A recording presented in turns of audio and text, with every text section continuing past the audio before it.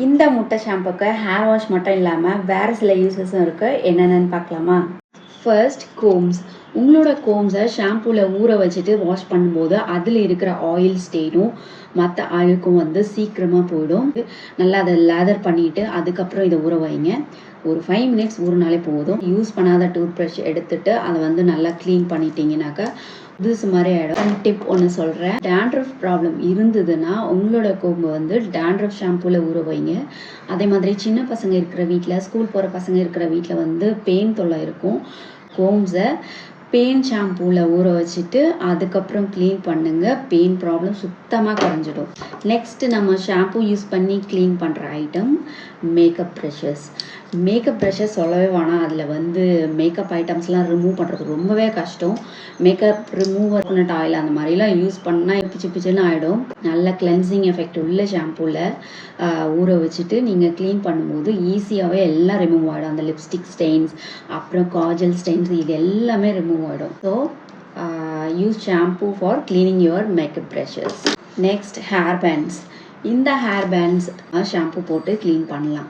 இதனால 2 யூசஸ் இருக்குது.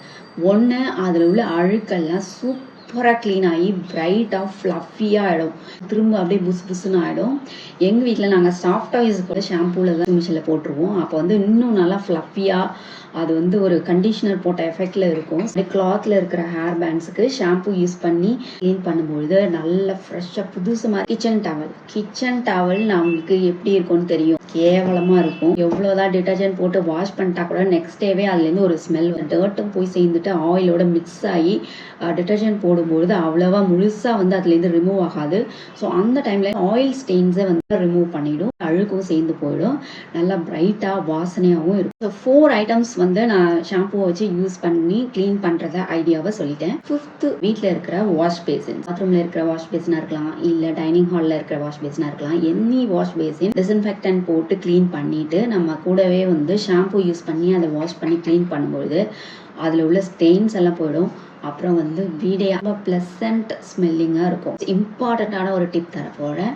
ஷாம்பூவை வச்சு நீங்கள் வாஷ் பண்ணுற இன்னொரு ஐட்டம், பீரியட் டைமில் நீங்கள் யூஸ் பண்ணுற பேண்டீஸ். நீங்கள் யூஸ் பண்ணால் கூட சைடில் ஸ்டெயின் ஆகிறதுக்கு சான்சஸ் இருக்குது. இந்த குட்டி குட்டி ஸ்டெயினை ரிமூவ் பண்ணணும்னா நீங்கள் ஷாம்பூ போட்டாலே போதும். ஒரு 5 மினிட்ஸ் to 10 மினிட்ஸ் அதை ஊற வச்சுட்டு நீங்கள் நல்லா தேய்ச்சி எடுக்கும்போது நல்லா சுத்தமாக நீட்டாக அது க்ளீன் ஆகிடும். அன்வான்ட் ஸ்மெல் இருந்தால் கூட அது கூட போயிடும். இன்னைக்கு நான் சொன்ன விஷயம் யூஸ்ஃபுல்லாக இருந்திருக்கும்னு நினைக்கிறேன். நாளைக்கு இதே மாதிரி இன்னொரு இன்ஃபர்மேஷனோட உங்களை மீட் பண்ணுறேன். அது வரைக்கும் பாய்.